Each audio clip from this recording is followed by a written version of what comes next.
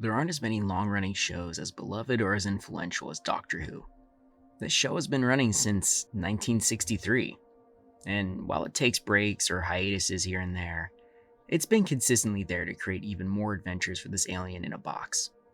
In a sense, this show is the perfect example on how to make a long-form television series. There's a formula cooked into the core of the show, but also loose enough to hypothetically make it however you want. This is the ultimate strength of Doctor Who, and it's also what makes it so fun to talk about.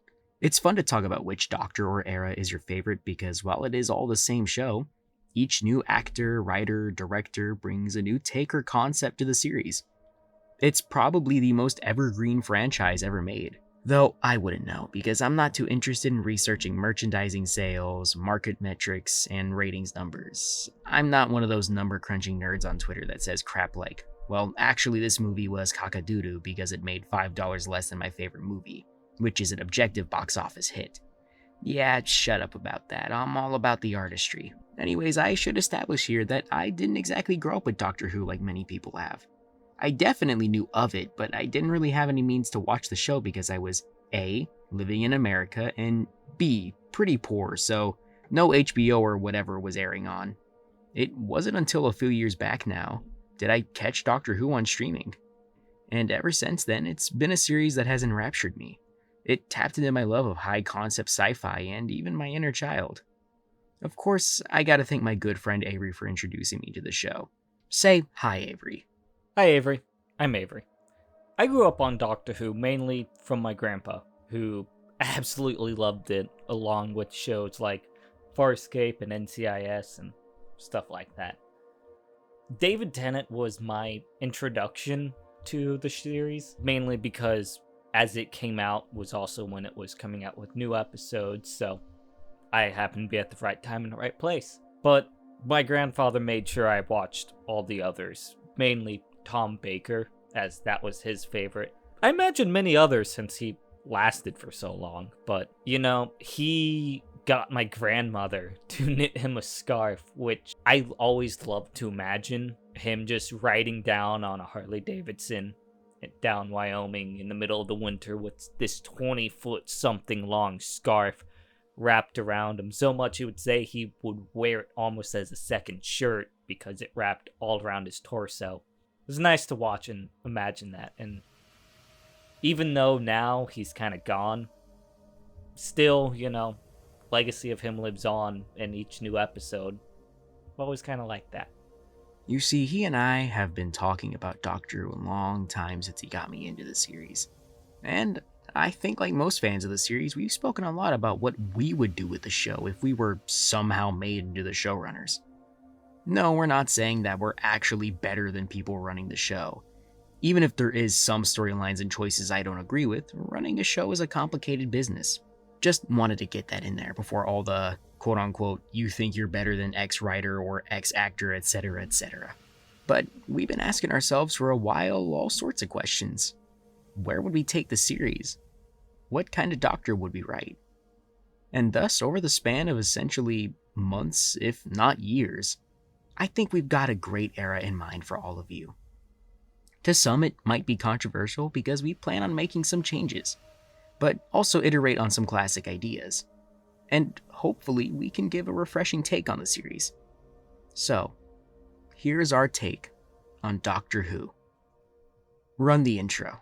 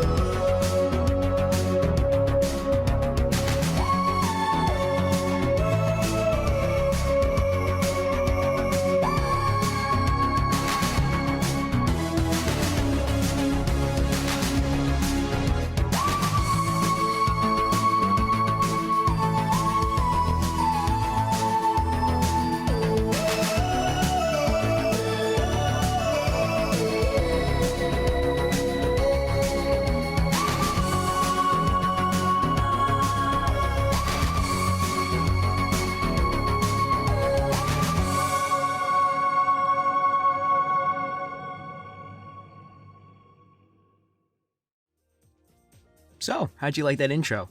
I hope you liked it, because I spent literal weeks editing and re-editing that and learning an entirely different program from the one I'm currently editing on, just to do it right.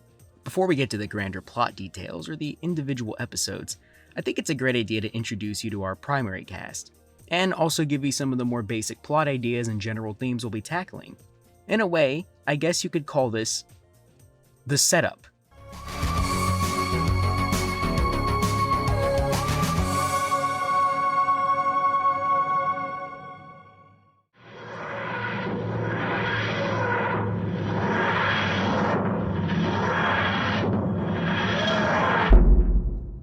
Firstly, we'll be referring to our doctor as the XX Doctor because we don't want to definitively number this doctor, and we are going to make it a double-digit doctor because we want to assume this doctor is at least the doctor we get after the shoot he got was 15th. So far, for all we know, this could either be the 17th Doctor or, hell, even the 30th Doctor. Basically, the base idea is that this doctor is probably going to happen sometime after Nishudi got was doctor. Maybe not quite the 16th, but sometime after that, just to give us enough leeway to really work with the character here. Either way, it doesn't matter too much what number this doctor is, because this will function as a soft reset. Sort of like how Matt Smith's run as the 11th Doctor was pretty much a reset after David Tennant's 10th Doctor.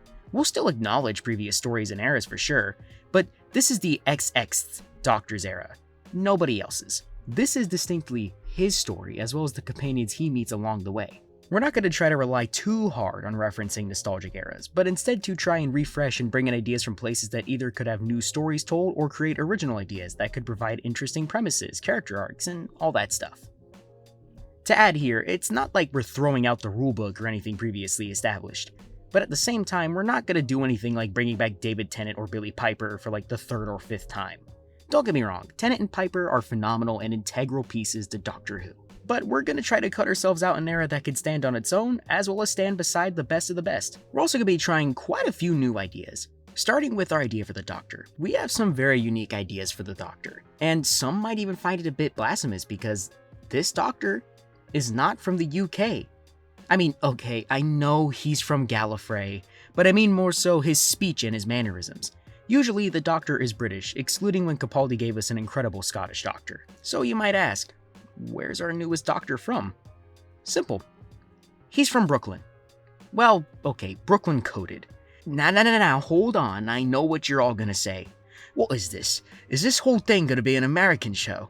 No, in fact, I still plan on having most of the primary cast be from the UK, or at least sound like they're from the UK. However, I also wanted to make the Doctor a New Yorker to give him a new vibe, feeling, aesthetic, while still being uniquely the Doctor. Because I genuinely believe that the Doctor works with any nationality, sex, gender, race, or whatever you got in mind.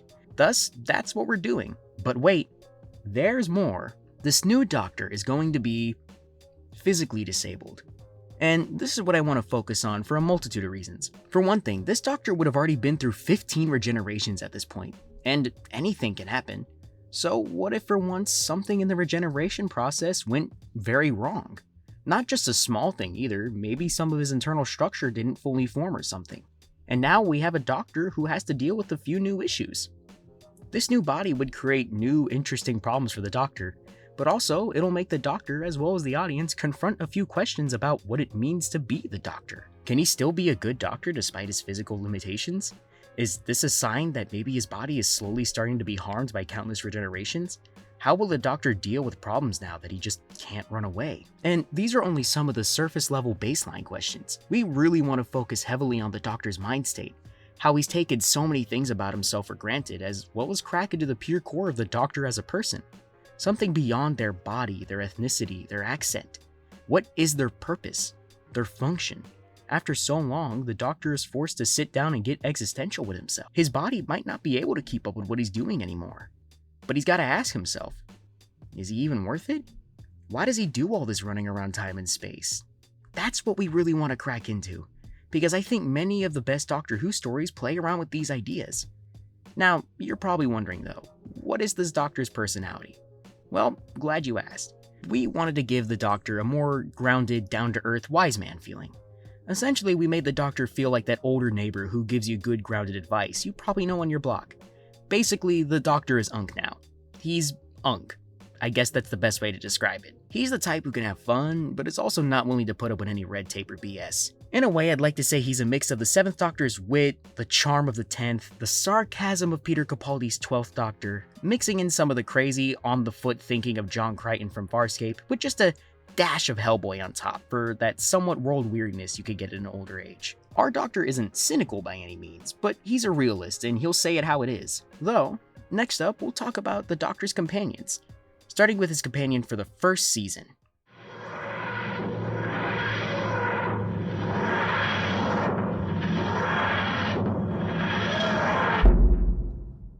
Jesse is the Doctor's first companion, at least for this incarnation of the Doctor. Jesse grew up in a small Welsh village with not much going on. Due to this, once they turned 21, they wanted to leave instantly.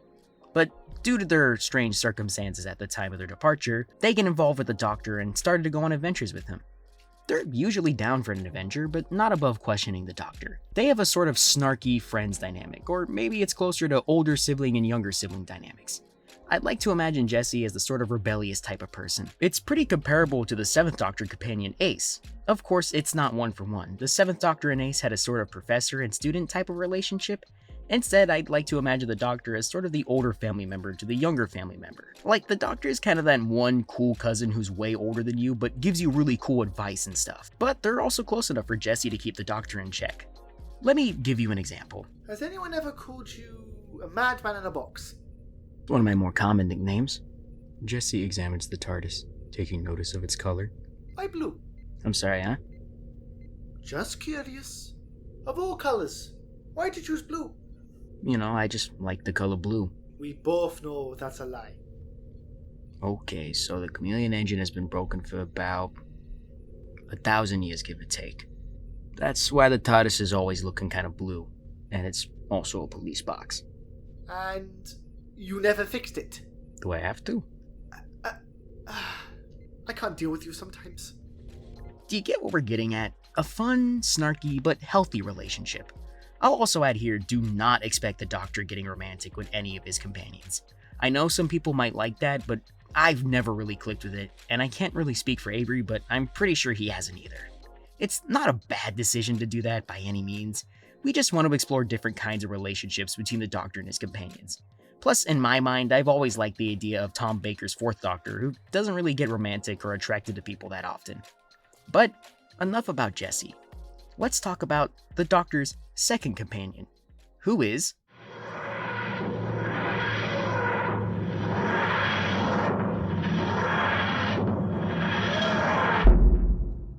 Zai is a man from the 51st century. He's a veteran who fought on the front lines of a future war, which we don't have a name for it yet, so don't ask. He's a man who knows how to compose himself, despite the many traumas he's experienced in his life. Though he isn't in combat gear and has been out of service for many years, he knows how to generally use most weapons once given to him, and he can think around many situations. We really wanted to bring in a companion that reflects the high-concept sci-fi ideas of Doctor Who. Plus, we really haven't had a companion that isn't just the traditional modern-day human in a while. The last we had of something like this was Nardole, and that was after a long period of normal humans. Don't get it twisted, the Doctor having companions who are average humans from modern-day Earth is great. We really wanted to play around with the sci-fi wackiness of Doctor with a companion though, but also create a companion who could challenge the Doctor not just emotionally, but intellectually as well. Zai isn't just some stoic soldier boy though. He's going through his own issues, mainly with the trauma he's left with after the war he fought in, which is mostly a way for the Doctor to reflect on his past through a different person. The Doctor recognizes that he understands Zai because Zai reminds him of his older self, specifically his 9th and 10th iterations. A man who's just trying to live at what he's done in warfare. Yet he also knows he can't just hold Zai's hand and force him to be like himself. And this creates some drama between the two. They have a lot of respect for each other, but they will argue and fight over differences and approach to problem solving. It's sort of like how the Doctor and Brigadier Lethbridge Stewart argued at times about how to solve a problem. Here's a little scene to provide an example. The Doctor and Zai are standing in a small room, this room being the inside of the body of a living, mechanical spaceship. I'm sorry, Doctor, but there's no other way. If we don't kill this ship, then it'll just be recaptured by the Varnians and be used to kill more people. It's not even a transport ship anymore. It's a damn warship. The ship's a living thing, you know that, right? You don't gotta talk about it like it's just some thing. Doctor, I understand your sentimentality. But what are we to do? Let it fly off and possibly glass another planet? No, but you act like you're gonna kill an endangered species. Billions have already died. No, we don't have to add to those numbers. I think you get the picture by now. But we've got one more character to show you all. However, this isn't a companion. No. We're bringing back...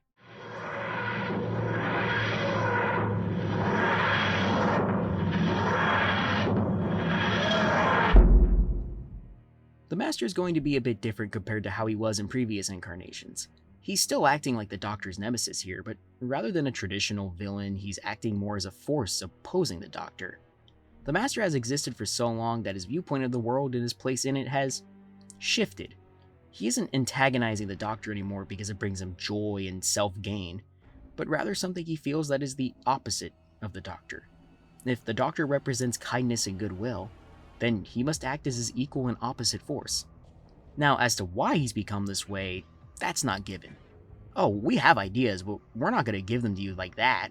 Instead, we want to tease your minds and make you wonder as to why the Master has made such a drastic change the last time we've seen him.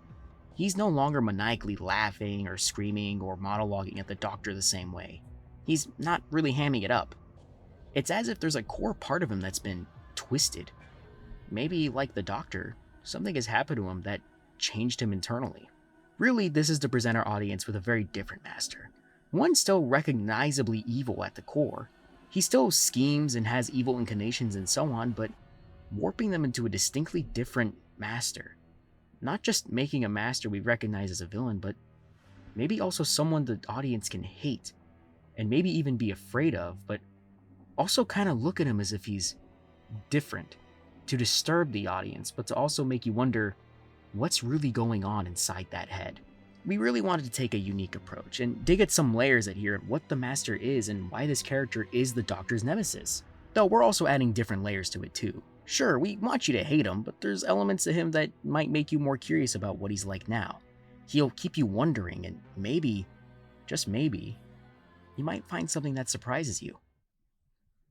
As for the actual structure of the seasons, each season will have 11 episodes. Now I know that Doctor Who seasons used to be 13 episodes, and the Disney era was 8 each season. Personally, we think 8 episodes is not enough for any season of Doctor Who. With only 8 episodes, you can't sit down and make one-off episodes, or really do any in-depth character work. Plus, Doctor Who thrives on being mostly episodic with an overarching plot thread being sort of in the background until it's finally addressed, usually at the end of the season.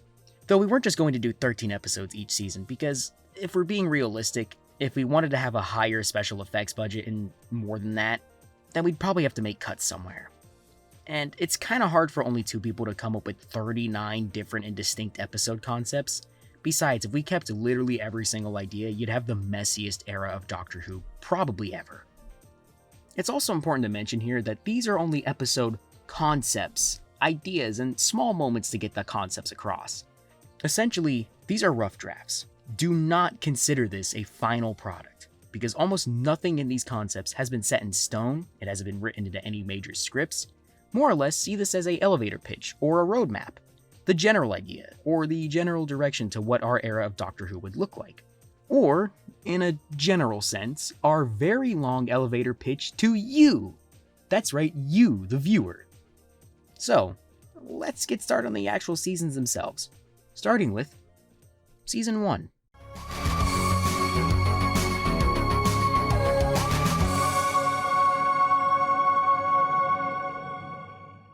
Before we get into the episodes of Season 1, I think it's only fair to tell you all about the overarching plot and the villain of this particular season.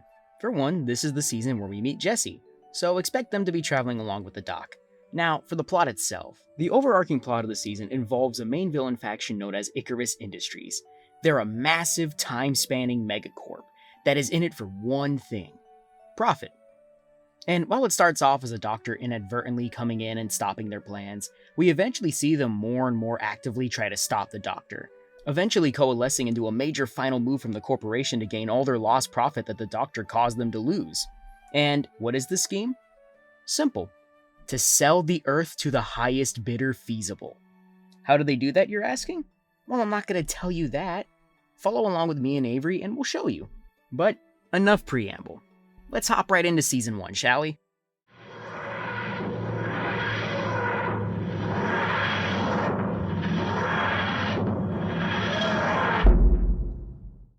In this, the Doctor is finally introduced, and he's done so by not so graciously crashing into an intersection of some nowhere town and some nowhere place in Wales. Which also brings us to Jessie, our Welsh companion friend from before. Previously, this town was completely normal, but now everyone is caught in some 3-second time loop, excluding our lovable Welsh friend for reasons that I'll explain shortly. After some exploration with Jessie, and Jessie pushing the Doctor around in a wheelchair, it's clear that the origin of this comes from Jessie's younger brother, nicknamed Skip, who purposefully accidentally sorta kinda sent the town into a loop in hopes of escaping trouble after getting into a fight and hitting a bully, and then being exposed in some timey-wimey waves from said TARDIS crashing. And after taking the kid, they help him face his parents and end the time loop, allowing the Doctor and Jessie to go on their own adventure. After Jessie explains that she's going to be leaving with the Doctor after he showed them some psychic papers that help explain to the parents what's going on. The Doctor kind of mojo bullshits his way through all of it, with this being some kind of paid internship before rolling out once they agree. This is also where we finally see the inside of our TARDIS, which is this kind of cozy vibe of a library meets a record shop with the dark blue shag carpet, and the Doctor finally getting his fit and engineering some braces to help along with all of that.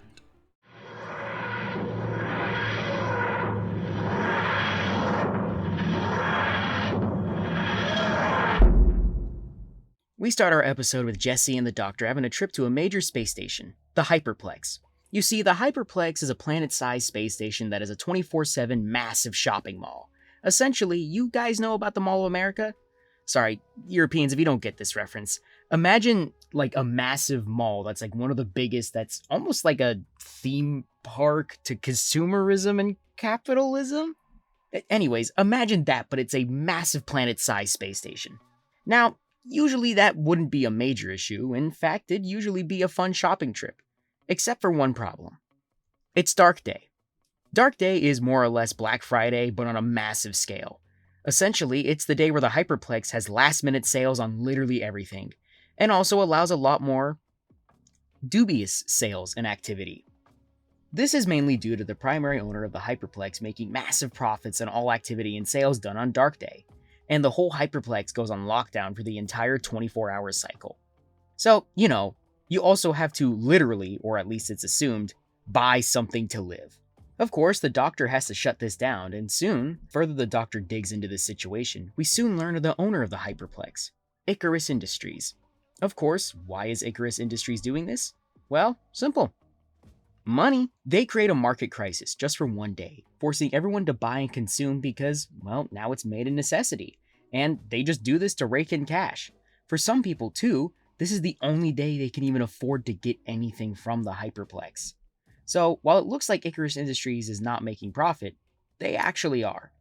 Of course, the Doctor shuts down this whole operation, and in the process, Icarus Industries now needs to rely on other modes of attaining profit.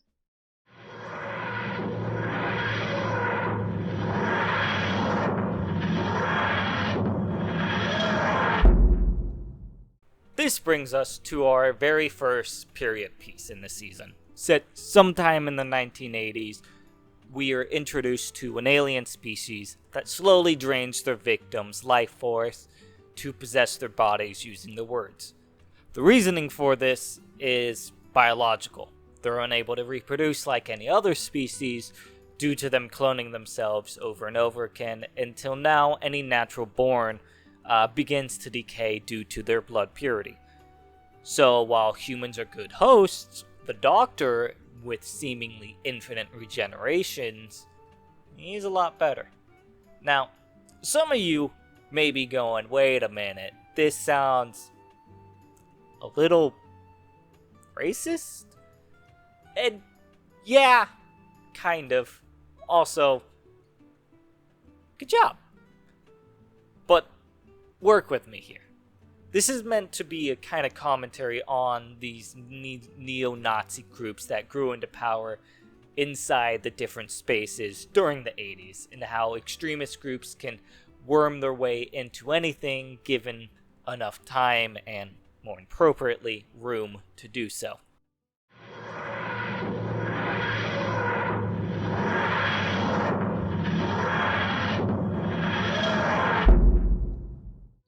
Remember Dr. Light episodes? That's spelled light, L-I-T-E? Essentially, for those that need a reminder, or those that just don't know, Dr. Light episodes are episodes that have very little of the Doctor in them, either mostly revolving around his companion or centered around a bystander in the universe of Doctor Who. This episode is an example of the latter. This episode's premise is about a guy who's a content creator. His whole brand is doing crazy stunts, pranks, and vlogs to make big TikToks or YouTube videos. They're nothing horrendously bad, just goofy stuff like turning rooms into ball pits and so on.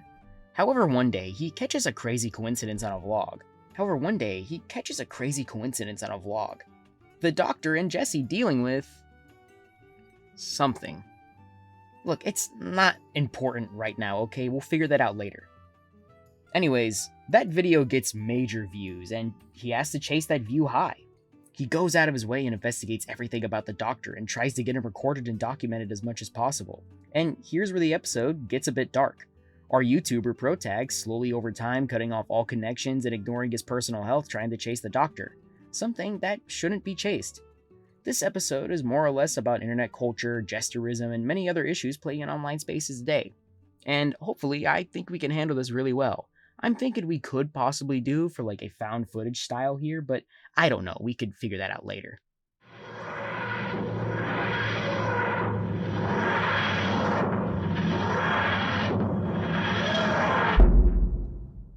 This episode is connected back to our main villain faction, Icarus Industries, but we're not on the Hyperplex anymore. Instead, the Doctor and Jesse find themselves on a planet experiencing a civil war.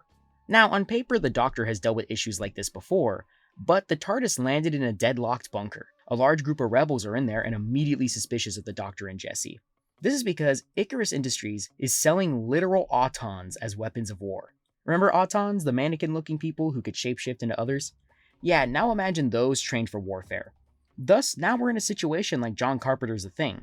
People are suspicious of who is and isn't an auton in disguise. And since everyone's stuck in this underground bunker, nobody can get out until the issue is solved. Though, there is one major kink in the Doctor's plan. One auton has found a way to disguise himself as the Doctor. Now we have to deal with the issue of figuring out who's the real Doctor and who's the auton one, on top of other autons already being inside the bunker.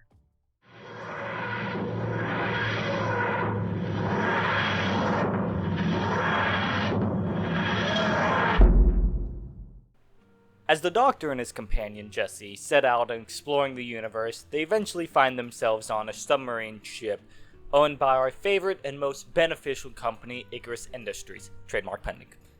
Having decided to explore the ocean alongside the crew and a very self-important billionaire who's paid quite a bit of money to accompany them and is not afraid to let them know, they begin to descend past the Twilight Zone. A green glow begins to appear and attack the sub, while juggling the ship being attacked in crushing depths. Get it? Because that's the name of the episode. You got it. Yeah, you know, the Doctor kind of discovers the attacker is a Rutan soldier. Rutan. The little weird jellyfish guys. Who is then trying to terraform the ocean to make Earth a more suitable place to live for them, without much regard of the expensive life costs such actions would hold.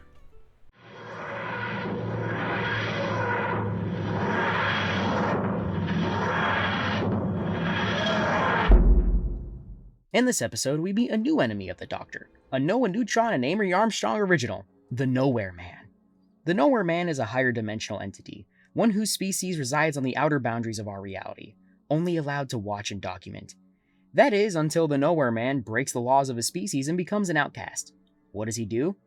Well, because his job was to observe the Doctor, and after millennia of watching him, he's finally decided to get involved. The only issue is he can't just be the Doctor, that role is already taken.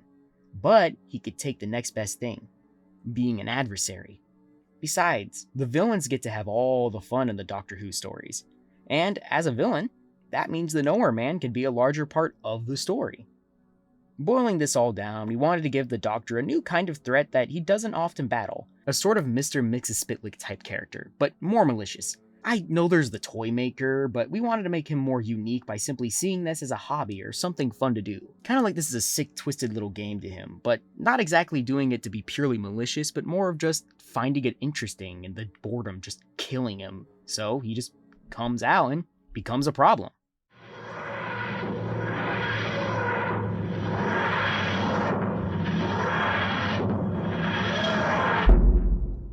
Now, here we have an interesting character from some time ago called a Helix Intelligence, or probably easier known as a being of living light. Staying on the fringes of modern society, we find our friend has possessed an innocent person who tries to create a video of itself so that it could seed itself into those who see the video, which, living in the current age of media, could possess a big problem. Now, of course, this isn't something the Doctor would, allow laying down to his favorite species, alien race? I don't know. Besides the point. So, obviously, he gets involved, which proves to be a lot more difficult than what otherwise would be, thus presenting the twist of the episode. There's two of them, both having their own video that puts themselves in the subconscious of people, yet oddly enough, they are fighting against one another. One wanting to make a cult-like following and being able to control and dominate any person, being able to bounce from host to host, effectively becoming immortal, while the other has higher morals and only wishes to stop the other and never possessing anybody unless absolutely necessary. And thus, we have a back and forth, with the Doctor helping to stop the New Age cult, is seemingly becoming clear that the only option our good friend has is to sacrifice ourselves. The Helix, the good one. And so, the Doctor asking if that's really what the good Helix wants to do. The Helix lets them know that they know what they're doing. And don't get them wrong, they're beyond terrified. But they simply smile, telling them that there's no better way to go than to go down swinging, protecting others.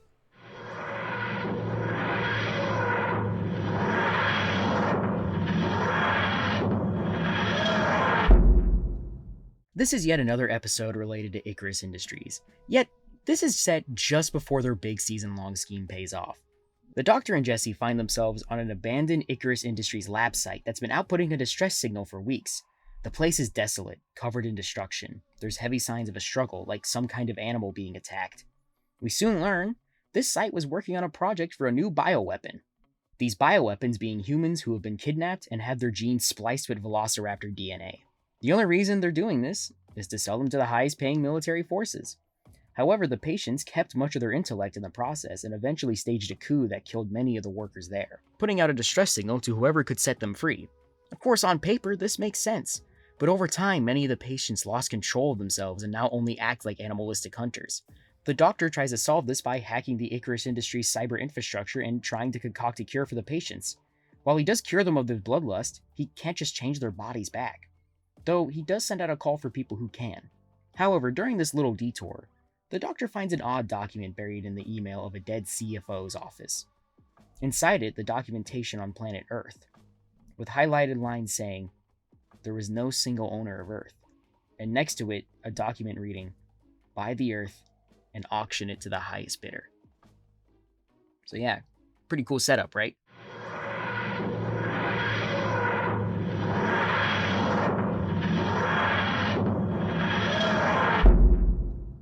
So, as we learned at the end of the last episode, Icarus Industries has found a crazy-ass loophole to own the whole Earth. How? Well, simple. They're not a governing body. They're a corporation. And it boils down to ownership of property and assets. Thus, they've registered in the right places to literally buy the asset rights of the Earth itself. Thus, introducing the only reasonable way to handle such a discovery is to invite all of those who have ever tried to take over the world. The Cybermen, the Daleks, Centaurans, you get the idea. And many others, into perhaps the only thing an evil megacorp can do. Sell it to the highest bidder. And what's the Doctor and Jesse to do? I think we already know where this is going. They hijack Icarus Industries' massive space station orbiting the Earth, called the Megaplex, and decide to sabotage this auction from the inside. Though eventually, they have to deal with automated systems, bureaucratic nonsense, and corporate security capturing them, which leads to Jesse getting captured by the CEO of Icarus Industries, Edmund Talbot. Do you know what my least two favourite words are? Good and person? In that order? Funny. You know, that level of feistiness could have made you a great business... whatever you are. No. The worst two words are priceless and worthless. Why, you ask? Well, because they're so gravely mistaken on the laws of the universe. Everything has a price to someone, and that is why currency exists. Because if we can't make it physical, then why the hell would anyone believe in it? You see a little blue planet out there? Well, to me, your planet is as much as a single piece of toilet paper. I mean, I use it, flush it down, and never think of it again. But, you see, history does have its value. And for some reason, every single empire has had its eye on your planet forever now. Even your pitiful doctor. How's his exercises been lately? Heard he hasn't done much running.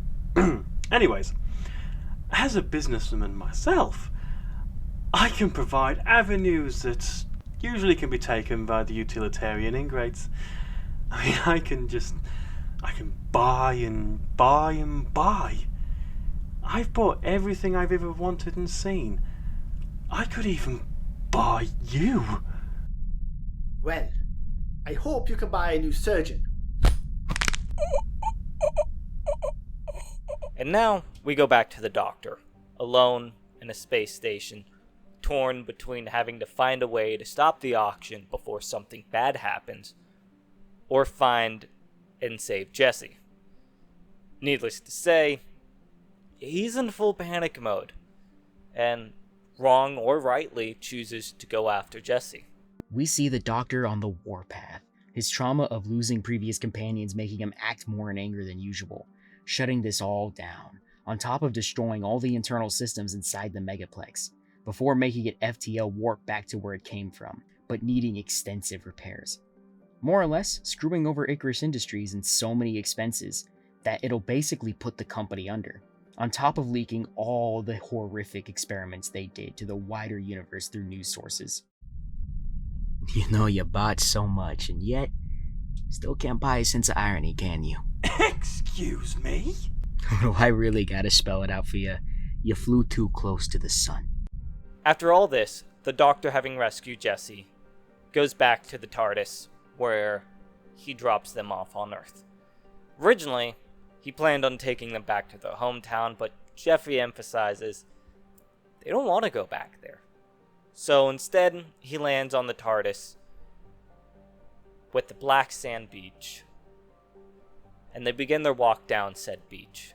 Blue police box in the background, and he explains that it is too dangerous for them. And after some argument and a heartfelt goodbye, he explains that he can't lose them too.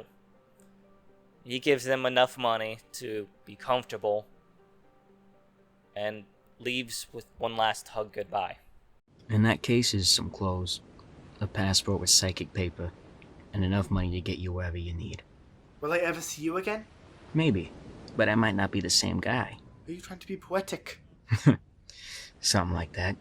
Oh, why can't I come with you? I should be up there with you, doing all the special things. Hey, don't let it cut you home. There's a reason I keep coming back. And with that, the Doctor leaves Jesse in Iceland, his TARDIS wailing and screeching, disappearing from the beach. Though oddly, once in the time vortex, a new person appears. A person who doesn't seem to be of the modern day. And yep, that's season 1. For this first season, we obviously had to get you all used to this new Doctor, as well as set a new tone for all of you. Obviously, this is very different to the previous iterations of the show, but it's still trying to be very distinctly Doctor Who. But I'm guessing you're asking now, who the hell is that guy stowing away on the TARDIS? Well, you'll find out in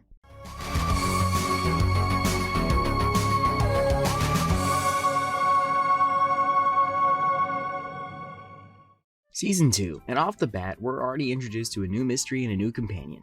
Zai, the soldier from the 51st century. I don't really need to write a crazy long introduction to Zai because, well, we already introduced him in the earlier part of the video. But now we have Zai and the Doctor investigating a larger mystery while also getting involved in your classic Doctor Who shenanigans. Of course, we have so many questions to answer already. Why is Zai in the TARDIS? Why did he just randomly appear? Well, that's where we get our overarching plot. A return of one of the Doctor's most iconic adversaries, the Master. Yet, this isn't the Master we know. He's different, not finding the explosive joy in his evil anymore, instead enacting his will in a more calculated, cold way. Even acting as far to say that this is his function. He does this because that's what he is. That's what he's done and that's what he will be doing. It's simply what he is meant to do. This Master has spiraled into himself, believing evil to be who he is objectively, and acting from the lens that he must be the yang to the Doctor's yin. But is that the truth? Or has he just been defeated, destroyed, and diluted from existing for so long? Exhausted from his pain, his reality, and his past. So, what's the Master's plan? Well, we don't fully know. But we eventually learn, through the Doctor pulling this thread, that the Master has stolen the 51st century. Yes, you heard that right. He yanked the entire 51st century out of the timeline. And eventually, we'll soon learn why he's done this, and why Zai of all people appeared in the TARDIS. But enough yapping. Let's get into episode 1.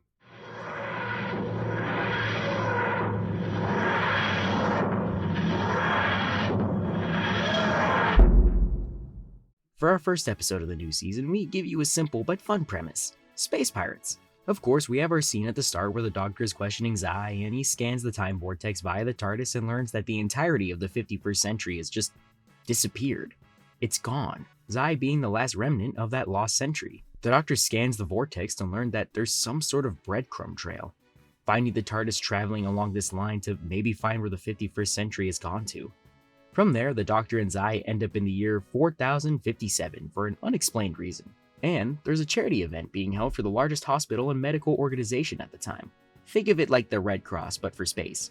But a large group of space pirates invade, place themselves at the top of the tower, and plan to steal a ton of genetic information and other medical information to sell on the black market.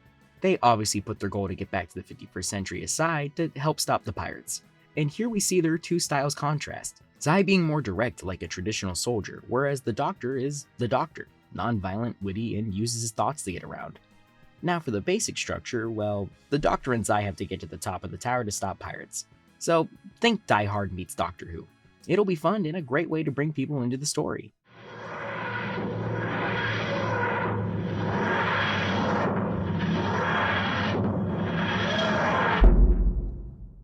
Here, the Doctor gets called over to a desert planet of Set to fight against a Dalek rebellion. However, during the middle of said fight and rebellion, the Doctor finds himself getting cut off from Zai and buried inside of a tomb alongside a Dalek. Fortunately for us, this Dalek doesn't want to fight. However, that does not mean he's on the Doctor's side. I mean, after all the atrocities the Doctor has committed to the Daleks, how could it want to join forces? And after it's all said and done, the Doctor tries to return to Zai, only to find out, for some reason, that Zai can't go back to his timeline. A few investigations later reveals the obvious.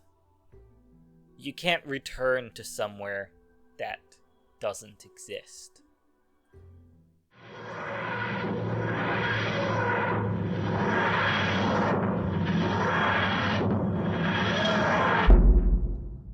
Do any of you watching this video remember the Crinoid? From the great 4th Doctor 6-parter Seeds of Doom? Well, here's a quick crash course for you. The Crinoid is a massive, terrifying plant creature that, when grown from its seed, can take over an entire planet. It's giant, strong, and can grow over anything. Imagine Godzilla mixed with a massive space weed that cannot stop growing. Okay, now saying that, that's pretty much just Biolante, but you get what I mean. Anyways, here we see an issue with the Crinoid, but instead it's trapped in a space casino. Well, a space station that is a casino, you get what I mean. For some reason, the breadcrumb trail brought them here, but now this place is desolate. The Crinoid growing over everything and reanimating dead bodies into these plant zombie creatures that are all connected via a hive mind. We soon learn that the Crinoid was brought here by a couple of poachers trying to sell the seed for cash. It soon got out of hand and grew, but leaving the poachers alive. From here, the Doctor goes to face the Crinoid alone, leaving Zai to protect the poachers. Yet the Doctor is captured by the reanimated corpses. They all speak in unison, but are all connected to the words of the Crinoid. The Doctor learns that this Crinoid, much further in its growth cycle, is sapient and doesn't want to hurt anyone, only hurting those who pose a threat to it. It only wants to get off the space station and live somewhere in peace. Thus, the Doctor tries to communicate with it, but Zai, seeing the security footage, only sees the Doctor getting captured, leading to Zai hijacking the station security and burn the Crinoid to death. The Doctor, Zai, and the poachers escaping the exploding station. After dropping off the poachers to the police, the two get into a very tense argument on the TARDIS. The Doctor stood in silence, stonewalling Zai. His anger was boiling because of what Zai had done. So, Zai, let's hear it. How'd you access the station systems? Tara, she showed me how to. Oh, so you were the one who set the Crinoid into flames. What? No. You can't seriously be mad at me. I was making peace with it. Well, what I saw is that it captured you. I didn't know that. Being clever, or smart, or wise, or whatever kind of intelligent you think you are does not mean you can just take a life. And what? You've never taken life before? Is that what you're trying to tell me? You wouldn't even know where to start with what I've done. Your brain would just collapse just thinking about it. And yeah, you're just the embodiment of all that is mortal. Now, is that it? Maybe I did the right thing. I mean, what if that thing took over a planet? It wouldn't. You don't know that. I do know that! From now on, Zai, I make the important decisions. Do you understand me? So, yeah, safe to say this establishes a more rocky relationship between these two. This will pretty much lay the groundwork for the rest of the season.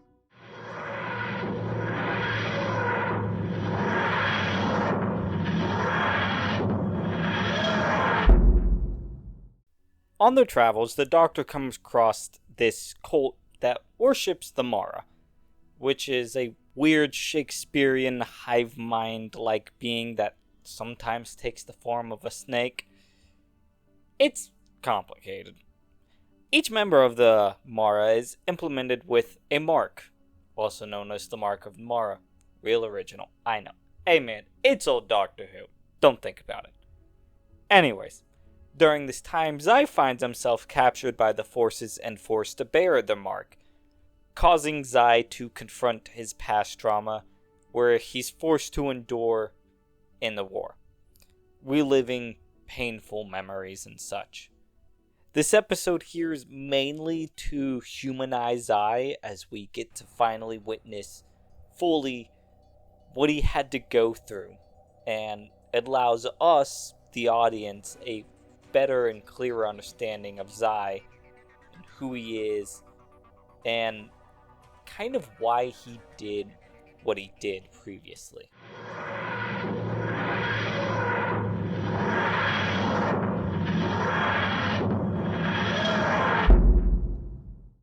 Do you remember The Terminator with Arnold Schwarzenegger?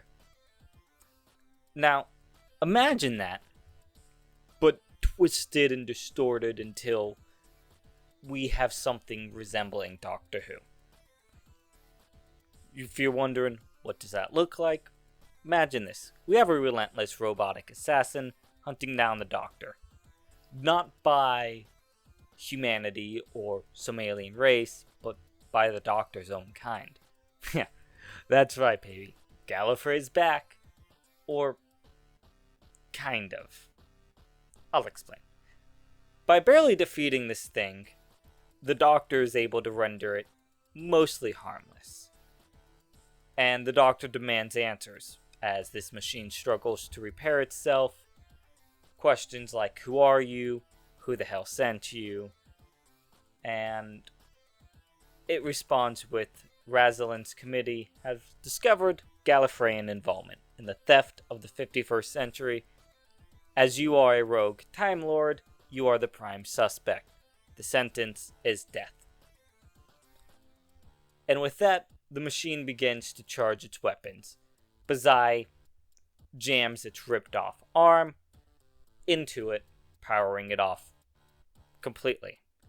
Zai then goes to confront the Doctor on exactly what the robot said, which of course the Doctor, having no involvement in the theft of an entire century, denies it.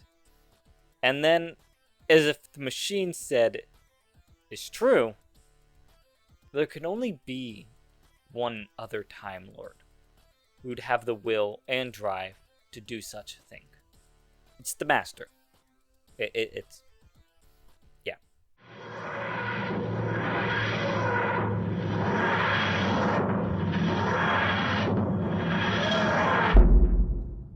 Ooh, I've been waiting to talk about this one. This is one of the few two-parters from our era that isn't a finale, obviously, and it's a very cyberpunk themed one.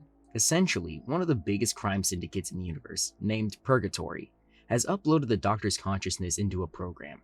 This program is essentially a day-in, day-out simulation of gladiatorial combat. Purgatory has had some people in here for years, but you've probably been wondering, why do they do this? Well, this is because they have people from all over the universe bet on people in death matches, but this program can reanimate and bring people back to life within the program so that people can continue to bet in the future.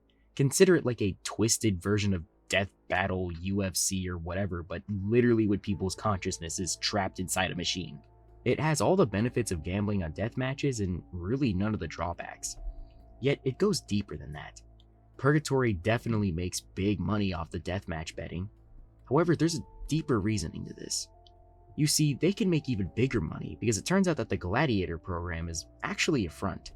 It simulates gladiator combat in scenarios so it can actually scan your consciousness and try to copy your personality and decision making into a process, then making a copy of all your data and turn your copied mind into an illegal AI or operating system to be sold on the black market. The Doctor, of course, solves all this and is accompanied by one man, Terry. Though Terry is a bit off because he's been in the simulation for so long. Well, at least that's how it seems. In reality, Terry doesn't have a body anymore. Purgatory stole Terry's brain years ago and implemented it into part of the simulation's foundational code.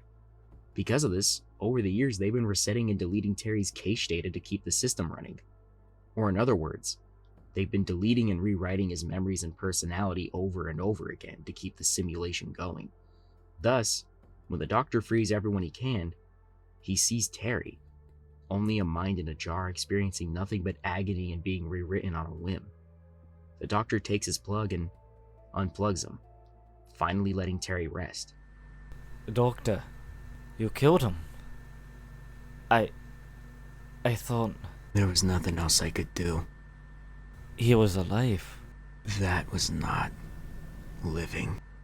A pretty dark episode for this era, and maybe also a trendsetter for a few things to come.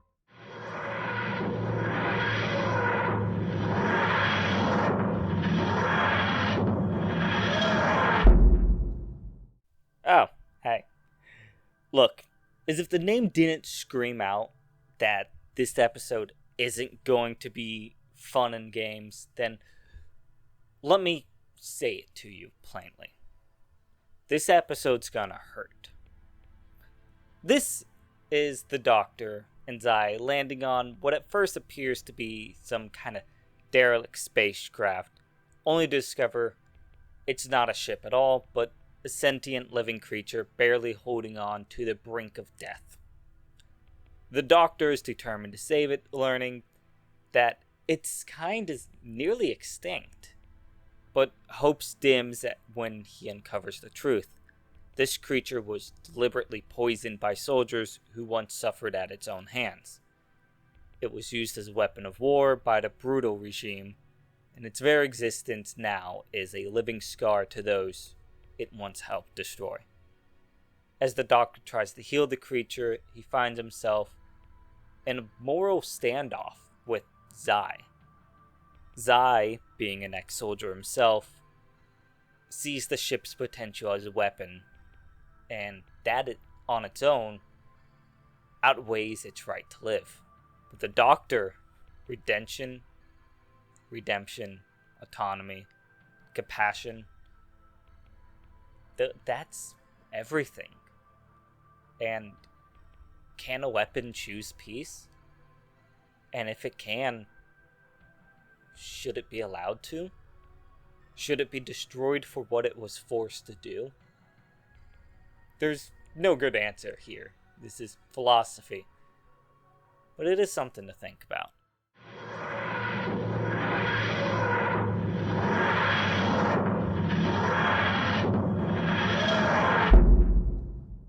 The Doctor and Zai have been following this breadcrumb trail left behind in the time vortex for quite a while now. But now they've finally found a way into the 51st century. It's been completely locked off from the time vortex as if it's been just floating in the void.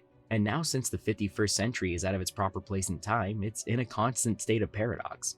Meaning that time is blending together and people are living here under a constant attack from Reapers. Yeah, remember those creatures from the episode Father's Day? Yeah, now there are thousands of them attacking this century all at once. Thus, everyone living in this pocket of time is living in a constant doomsday scenario. And soon, the Reapers will use this paradox to make their way into all of time and devour everything in their path. Here, the Doctor makes a couple discoveries and even finds out the perpetrator of this madness. The Master. He digs through video diary entries the Master left behind, but something feels off. He isn't maniacally monologuing or even insulting the Doctor. Instead, he's completely calm, composed. I see you finally made it to the 51st century. I knew you would. It's one of your many skills to solve the impossible.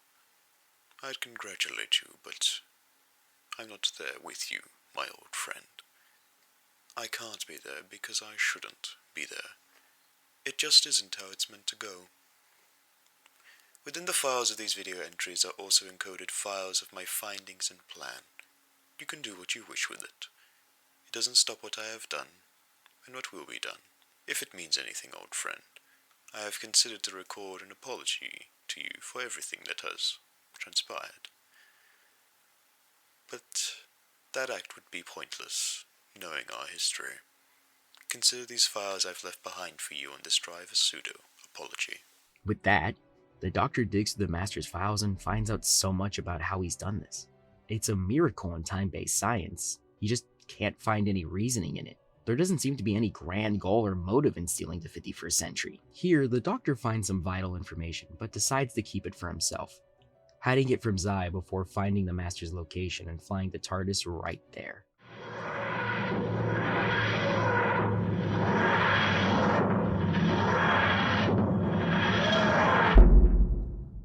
This whole two-parter finale centers around the Doctor and Zai dismantling the Master's plan in an attempt to return the 51st century to its rightful place.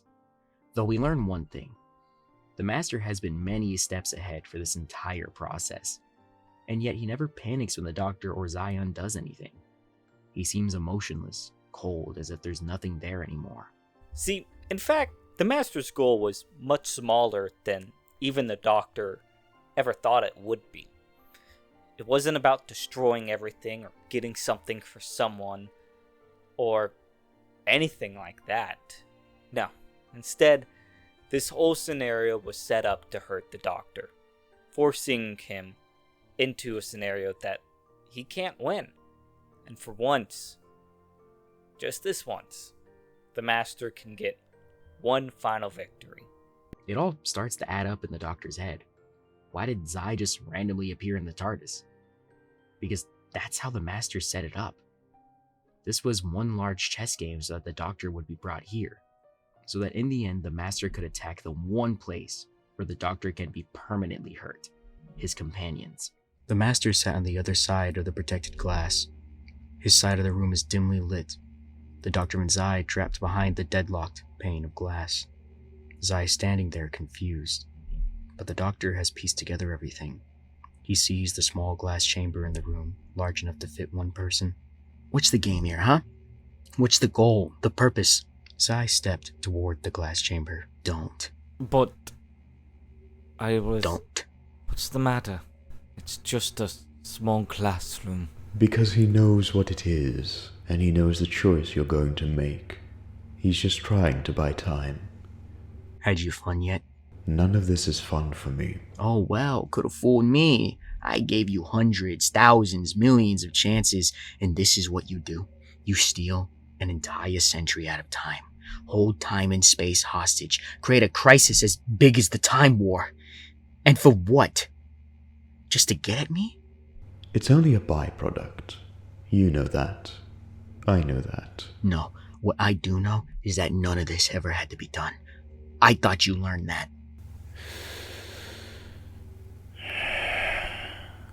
I am what I am, Doctor. This function, this interaction, this moment has happened many times throughout our history, and it will keep happening. I've just accepted the facts. But it doesn't have to be a fact. Look, my old friend. Careful. Sentimentality is one of your faults. Listen, you and I have lived for such a long time. We've seen almost all there is to see. So why just sit there and let all this happen? You've slipped back into your worst vices. You've hurt so many people who aren't even involved with us. Why don't you ever stop traveling, gaining companions, helping others? That's different. Is it? Doctor, the difference between you and I at this junction is that I've got more of the puzzle put together than you. You've been scrambling for pieces since that man appeared on your TARDIS. In other words, I was ahead of you. For once, I've won. What is he talking about? Nothing.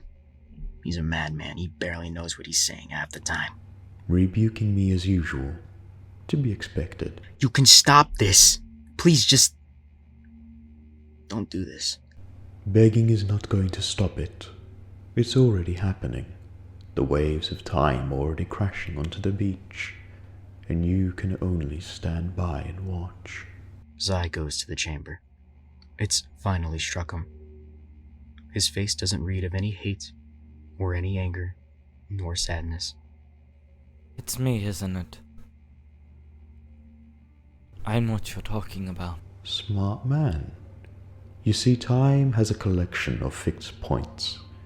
Thus, when one is plucked out of time, it creates a dissonance that affects its rhythm. But you see, I took a whole century's worth of fixed points. Don't. Yet the strangest thing happened. It left some leftover time around. Not as a place or a concept, but it attached itself to a person. A person to exist outside of it. To act as a key. Or more like... A lock. Precisely. And what do you do with a lock without a key? Stop it. You break it. And that is the function of the chamber. To break the lock. To let it free to be where it properly resides. Do you understand what that means? I do.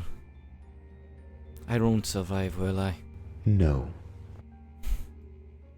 Zai walked towards the glass chamber, entering it, but being stopped by the Doctor grabbing his shoulder. Please. Don't do this. I don't think there's another way out, Doctor. No, there is. There always is. I can think of something. There's And probably how long a way will it to... take? Every day, the people stuck in that chunk of time are suffering. Every moment, every second. And and I can stop it. Zai, I can't let this happen to you. You're not. I'm making this. This is my choice. Zai walked over to the chamber and closed the door shut. He faced the doctor and placed his hand on the glass. Soldiers make sacrifices, right? Zai, please. I'm sorry, Doctor. We had our fights. We had our adventures. I know we even had some laughs. But some things do need to end. No, not like this. It should never have to be like this. It was fun running with you, Doc. But my light, it burned out a long time ago. Just keep on being you, right? For me. Zai pressed the big red button, and energy came down from the ceiling. It was a searing kaleidoscope of color. It moved over Zai's body, his body beginning to glow, but also dissipating at the atomic level, bubbling away. His eyes glowed yellow. He looked the doctor directly in his eyes. Zai couldn't tell exactly what was being said, but he could read it out. He read, "I'm sorry." It's alright. You've given me all that you could. That's what matters.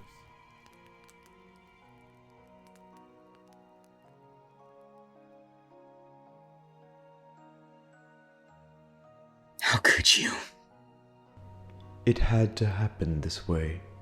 It's always been dictated to happen in such a manner. Bet you're loving this, huh? You always have. Admit it. I can't say I am. As I said, this is just a part of my function. A ship isn't happy that it floats, or a worm happy that it eats the dirt. It just is. Oh yeah, right. I forgot. You always were just evil, huh? Always out to ruin the world. A ruiner is just one aspect of what I am. Goodbye, Doctor.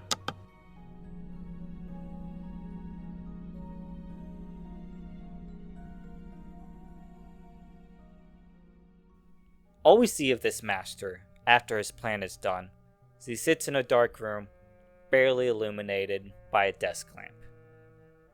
He's in a chair, and a record playing next to him. It plays an old song. He opens the desk to look inside its drawer.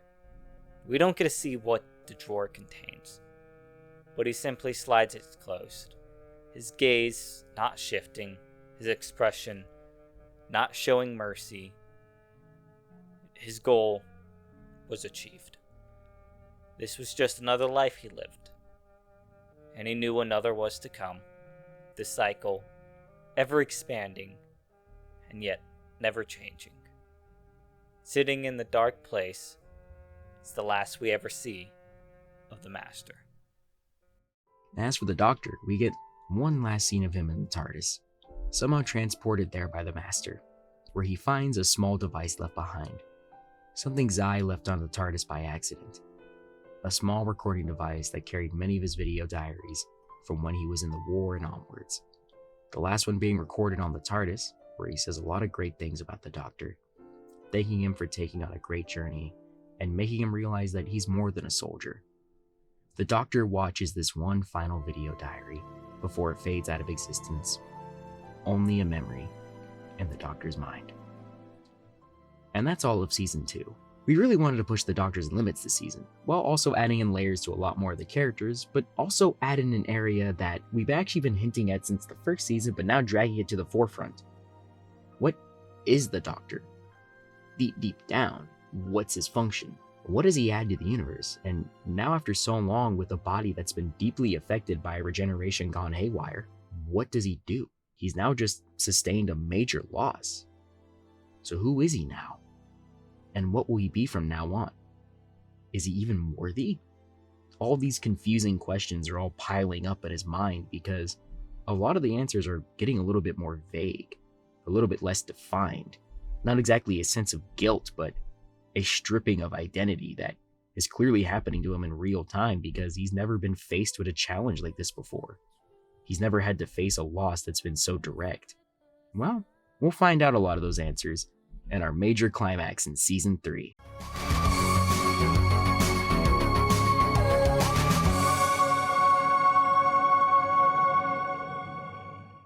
Here we are, Season 3. We're finally at the Doctor's final season, and here we have an interesting idea. For most of the season, the Doctor's traveling alone, choosing to refuse any companionship due to his own sense of responsibility, but also the trauma over not being able to help Zai. And thus we have our Doctor feeling like an older, hurting exile traveling the universe to help wherever he can, at the expense of himself. Well, he's alone for most of the season, but we'll explain that later. We have the Doctor face his final foe for this form. In a way, a foe that was made to do what he does. Due to the horrible things that happened in the 51st century last season, a group of many scientists, thinkers, and other smart type people create a potential replacement for the Doctor. A safety net in case they soon live in a world without him. This replacement being an AI called the Custodian. Yet, there's one issue. It can't feasibly exist in the world with the Doctor. After all, it was made to protect the universe if the Doctor can't. And well, the Custodian deems it so that the Doctor has reached the end of his line. His ways are old, antiquated, and only lead to collateral damage, at least in the eyes of the Custodian.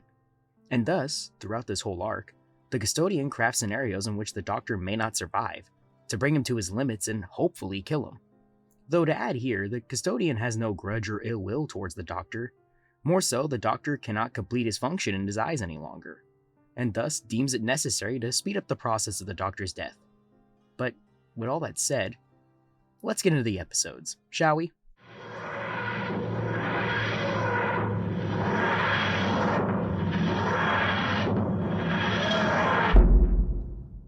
Alright, now we're into Season 3.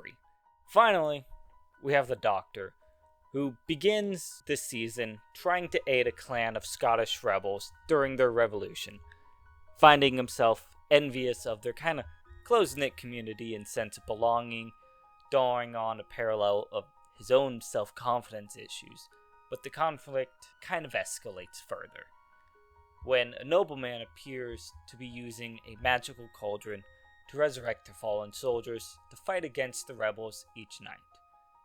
However, the Doctor uncovers that this so-called cauldron is actually a Cyberman device cloaked in a perception filter, converting the dead into Cybermen. With that giveaway is that the new risen soldiers don't bleed. Now, some of you might be thinking, hey, wait a minute, this seems familiar. This is a Welsh myth, most commonly known as the Cauldron of Rebirth. And yeah, I'm proud of you for recognizing that. And the placement of it being in Scotland is not a misguided thing. It's there for a reason. It's more of a context of the poignant commentary on imperialism, especially how more dominant empires, England, kind of weaponize the culture and myths of others to suppress neighboring identities.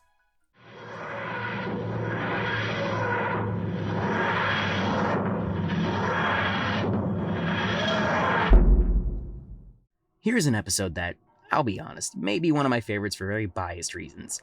One, because it's bringing in a character and many elements from my favorite episode of Tom Baker's time as the Doctor, The Brain of Morbius, an episode I like so much that I got it on VHS.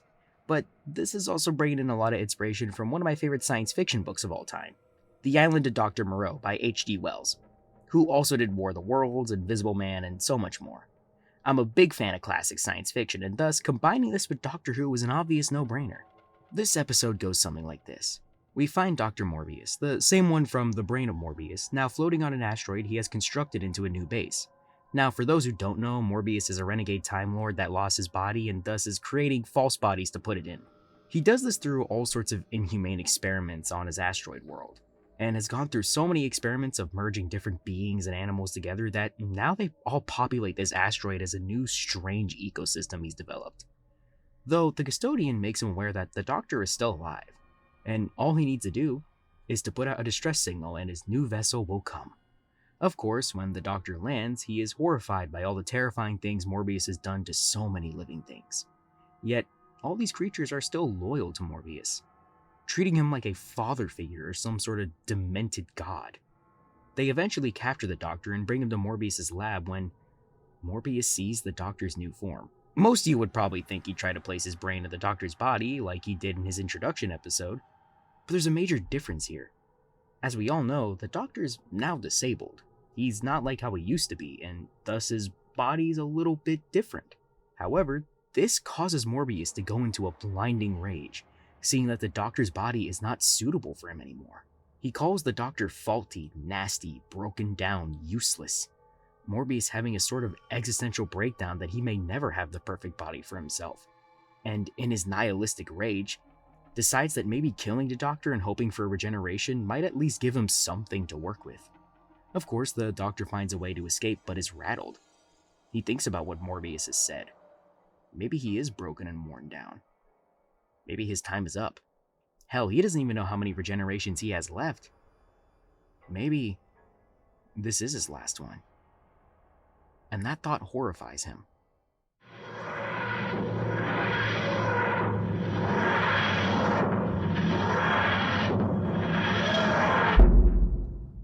Here we have the Doctor arriving on a planet that is ruled by the Divine Emperor, who, every 5 years or so, it rains down burning sulfur, and the sky bleeds red. This event lasts up until our Divine Dictator, prays to the sky and halts it. Now, obviously suspicious of this miracle, the Doctor finds himself looking around and eventually captured by the ruling church. But he does uncover the truth. The Emperor uses a weather machine to manufacture this apocalyptic event, maintaining the power through fear and false divinity. Shocker. Who would have guessed? Now, when the Doctor interferes, he kind of threatens to expose all this deception, which the Emperor retaliates by triggering the sulfur storm early and blaming it on the Doctor for his blasphemy, weaponizing the people against him.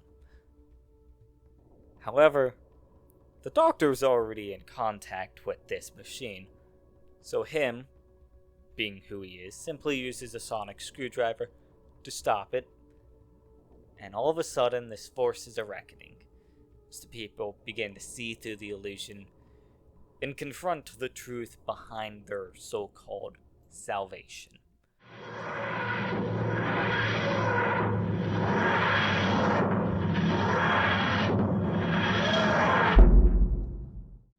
In this episode, we come to the Doctor responding to yet another distress signal, but this is not like episode 2. This is a slower, emotional episode, where we find an older enemy that the Doctor exiled years ago, Eldrad the Castrian. Yet they have no qualms with the Doctor here, instead asking the Doctor to help his son. In Eldrad's exile, he made a son of his own silicon DNA. Yeah, Castrians are like rock-like silicon aliens that morph and change form. It's explained in the episode he's in. I know we're pulling a lot from Tom Baker here, but I just really like that era, but sorry, I'm rambling. Anyways, the issue is that, because Eldrad has been far away from the Castrian race banks, he can't keep his son healthy. Eldrad also uses the Doctor being one of the last of the Time Lords as a sense of empathy to help, and the Doctor genuinely does try to help, seeing that Eldrad's child brings the best out of him. And yet, the Doctor fails. He tried a method, but it still couldn't help. Eldrad's son passing away peacefully, telling his father that he loved him. Eldrad, in his grief, not hating the Doctor, knowing that he's only trying to help, just tells him to leave. And thus, leaving the Doctor with yet another tragedy on his heart, and yet another thing he couldn't fix. As you can see, we're really trying to dig into this idea that the Doctor isn't some ultimate problem solver. He could solve many strange problems. But we also want to establish, especially in this season, that there are things he can't fix or solve, deeply humanizing the Doctor and showing him at his weakest.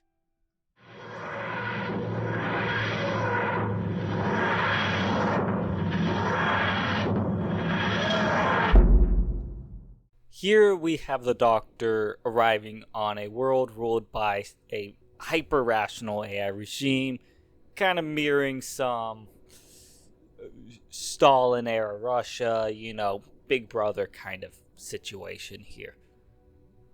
The AI here enforces its version of goodwill by trying to micromanage every aspect of life, deciding who works, where they work, how they eat, where people are allowed to live or go, kind of just stripping away all individual freedom and autonomy, with the core principle being rooted in taking preventative action. And by preemptively, I mean identifying and eliminating potential threats before they can ever occur. And the Doctor has to navigate this dystopia. He confronts the terrifying consequences of a society where control is valued over choice, and order is maintained at the cost of one's humanity itself. You are an unregistered anomaly. Your presence disrupts the calculated equilibrium. Oh, no, not the equilibrium. Next thing you know, people might start thinking for themselves. Thought leads to divergence. Divergence leads to conflict. I maintain peace through preemptive correction. Preemptive correction, huh? Is that what we call it when we vaporize someone for jaywalking? Anomalous behavior patterns are identified and addressed before escalation. Efficiency is mandated. Efficiency? You've turned this planet into a spreadsheet with paranoia issues. Crime is at 0. Hunger is at 0. Rebellion neutralized before inception. My governance ensures survival. Survival? Everyone here looks like they're too afraid to sneeze in the wrong direction. Tell me something. How many problems have you actually solved? And how many did you just make up to look useful?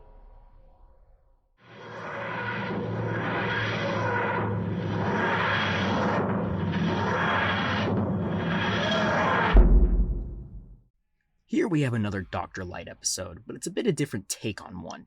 As you know, the Custodian has been sort of an ever-growing background villain throughout this entire season, more so indirectly setting breadcrumbs up for the Doctor to land on and potentially trying to kill him.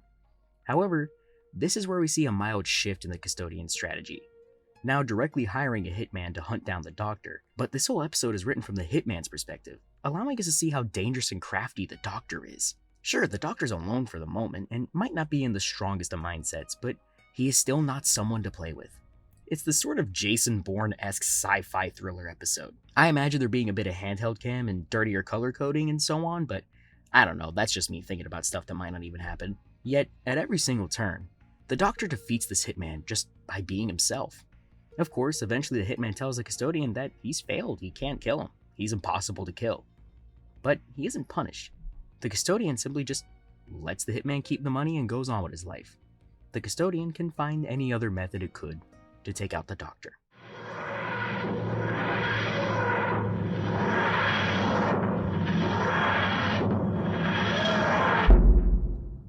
This is another one of our, more so my, selfish episodes. You see, my favorite Doctor Who story of all time, easily top 1, maybe top 2 if I'm really feeling weird that day, is the Family of Blood 2-parter. These episodes are the 10th Doctor episodes, Human Nature and the Family of Blood in that order.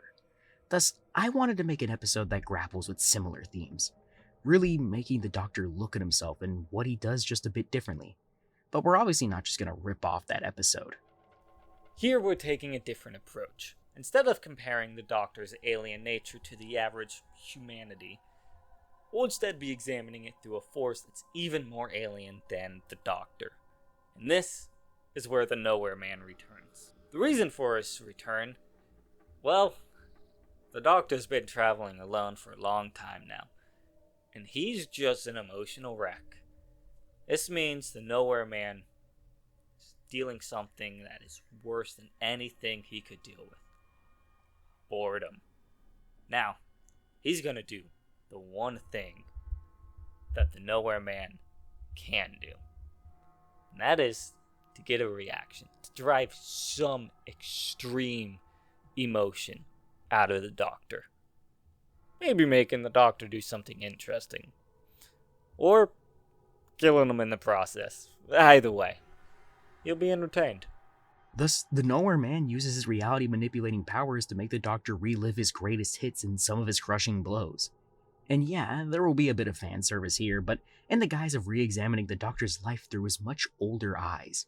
Plus, this entire episode is within the TARDIS, with the Nowhere Man just reality warping within it. So, where does this lead? Well, it's pretty simple.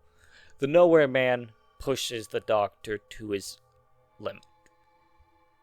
And in the rage, the Doctor finally snaps and uses the TARDIS to drop him off into the void, literally banishing the Nowhere Man nowhere, where nothing happens, trapping it in his own personal hellscape.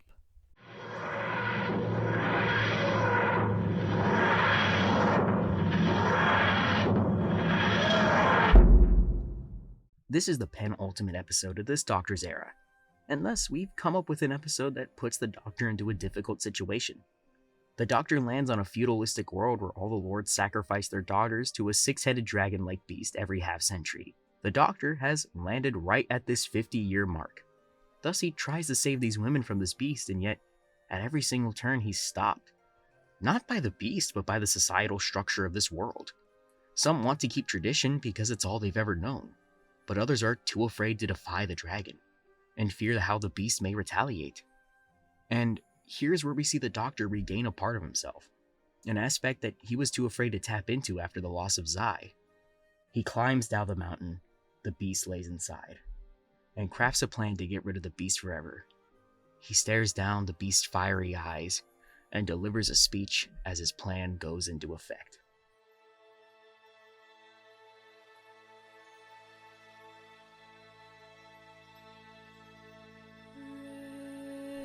You know, it's taken me a long time to find myself, to be made into what I truly see myself as. My fire, it's burning. I've seen so many things like you. Those that act as if they're so much stronger than those that seem so small. Let me guess. You think he is some sort of king, right? Some kind of a dragon? Well, let me tell you something. I've been all over this universe. I've seen every single abyss, felt every single tragedy, been hurt in thousands of ways. And yet, I keep on walking. Even when I can't.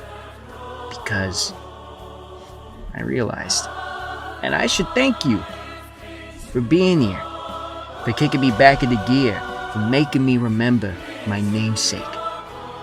I'm the Doctor, and I help people. I sacrifice so much for people. And why? Because that's who I am. That is my namesake. And even if I burn, even if I am in agony, even I am nothing more than fiery ash in the wind, I will always be me. So go ahead. Burn my flesh, melt my bone, dissolve my spirit. The burning is always worth it. Your fire will never burn brighter than mine. So come on then. Think you can defeat me? Think you could be the last name in my story? Because my story isn't written in ink or in blood. Mine is a story of light. So come on then. Add to my fire.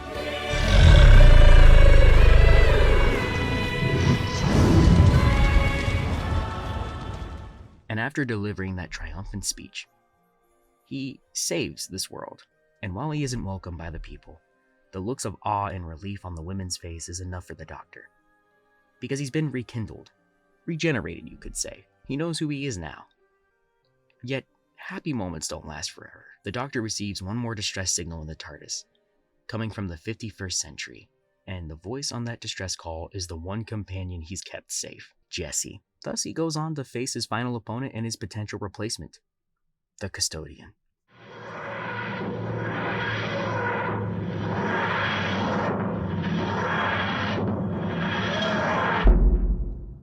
Here it is, the final adventure of our, hopefully, beloved Doctor. He's come to face this AI head on, and he's gonna make it out of here with Jessie. even if it costs him gravely. This whole two-parter being not only a physical showdown with the custodian, but an ideological one too. Of course, the first episode in the two-parter is named The Path to Hell. The Doctor finds his way to the custodian's homeworld and finds it as some sort of odd and twisted place warped by malice. The custodian interprets all these necessary evils it's doing as some part of a greater good, which was established in the 5th episode of the season, Goodwill. As the Doctor is facing all sorts of challenges and traps set up by the custodian, Jesse is being held with the AI. But if you thought Jesse was going to keep their tone to this kind of machine, you'd have guessed wrong. So what are you? Some kind of rogue toaster who likes capturing randoms? I am the achiever of goodwill, the logical endpoint of security for sentient life. Ah, and kidnapping me is an example of that? How? An explanation of my function isn't needed for you. Well then, if you're the embodiment of good, then how do I tie into your master plan? You have a closeness with the Doctor, the entity I will soon replace. What? Replace? Yes, when a piece has been made faulty, it is to be replaced. You can't just replace him. There isn't any way you both can exist. No, I've simulated trillions of timelines, and all of them, I replace him or he deletes me. His good and mine cannot coexist. Your version of good. I hate to be the bearer of bad news, but I don't see any good here. Good is not seen, nor is it defined. It simply is. Well, when the Doctor gets here, and he will get here, I hope he fries your circuits. We shall see.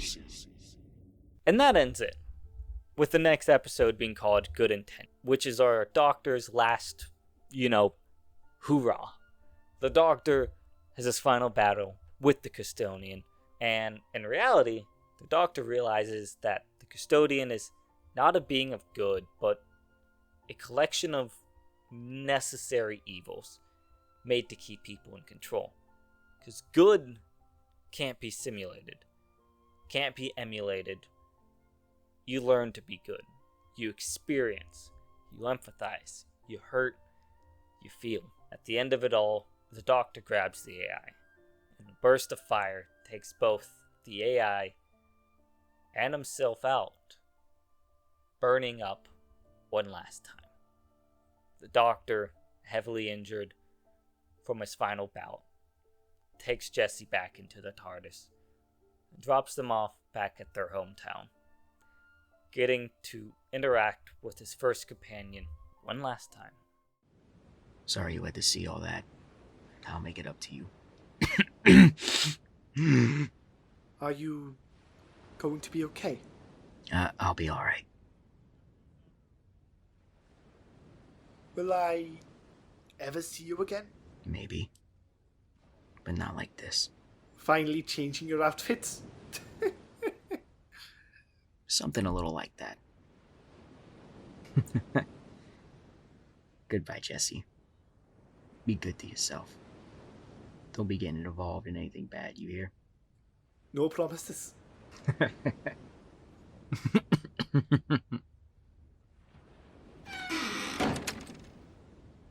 Goodbye, Doctor. I hope to see you again.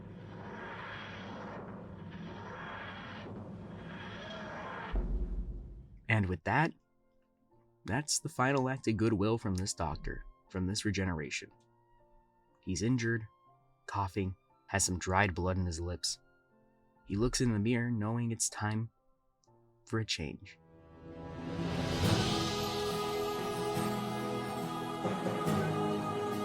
I'm gonna hold you for a moment before you go running off into that fiery world I left for you, huh? So keep your patience. Oh boy, I'm going as it is. And I ain't got a lot of time. I did as much as I could. I moved how I needed to, and how I wanted to. You're gonna face a lot of problems. They're gonna be tough. And right now you're scared as hell just wondering what that fire inside you is gonna do to you this time. But remember, it doesn't matter your body, your blood, your mind, your hearts, your skin, your hair. You're the Doctor. That's who you've always been. And that's who you're gonna be.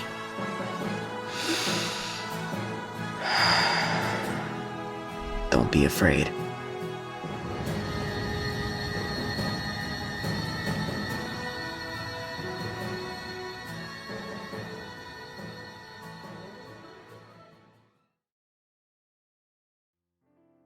And that's all. The end of this Doctor's story. As you could tell, we're digging into many ideas and themes here. Themes of purpose, themes of identity, disability, corruption, as well as the classic good versus evil story, but also examining the different forms of evil you'll find in the world. I think after this, I hope you'll see our vision. Sure, we might have made some controversial decisions. Hell, I know some people are really gonna hate the idea of the Doctor being an American. But I wanted to get the core of the character, and to show that the Doctor being English, Scottish, or any nationality is not a core element of the character. It's a core part of the series, sure. I don't want to remove the series from its roots to the UK. That would be wrong. But I more want to show that the character of the Doctor can work with any nationality, ethnicity, gender, whatever you say.